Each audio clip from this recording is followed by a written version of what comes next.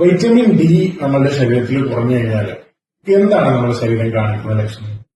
ഏറ്റവും പ്രധാനമായിട്ടും ജോയിന്റ്സുകളിൽ, നമ്മുടെ അസ്ഥികളിലൊക്കെ കാണപ്പെടുന്ന വേദനയാണ്. പല ആളുകളും ചെറിയ പ്രായത്തിൽ തന്നെ ഇപ്പൊ തന്നെ നിങ്ങൾക്ക് ജോയിന്റ് പെയിനോ പ്രശ്നങ്ങളോ. എന്താണ്? ചിലപ്പോൾ വിറ്റാമിൻ ഡി കുറഞ്ഞിട്ട് ആയിരിക്കാം. അതുപോലെ മറ്റൊരു ലക്ഷണമാണ് ഹെയർ ഫാൾ എന്ന് പറയുന്നത്. മുടി കൊഴിച്ചിൽ, അസാധാരണമായിട്ടുള്ള മുടി കൊഴിച്ചിൽ കാണപ്പെടാം. മറ്റൊന്നാണ് വിഷാദ രോഗം.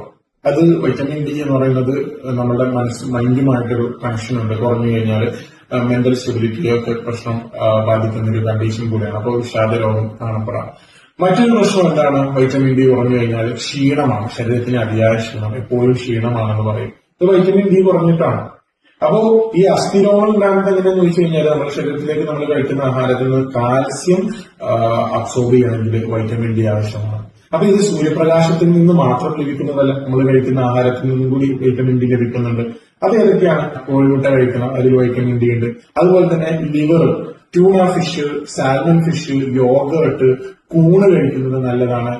അതുപോലെ തന്നെ ഓറഞ്ച് ജ്യൂസ്, ഇങ്ങനെ തുടങ്ങി ഒരുപാട് ആഹാര പദാർത്ഥങ്ങൾ. അപ്പൊ ഇതിനൊക്കെ വൈറ്റമിൻ ഡി നമ്മുടെ ശരീരത്തിലേക്ക് ആഗിരണം ചെയ്യപ്പെടും. അപ്പോ ഈ ഒരു ഇൻഫർമേഷൻ അറിഞ്ഞിരിക്കുക, മാക്സിമം എല്ലാവരിലേക്കും ഷെയർ ചെയ്യുക.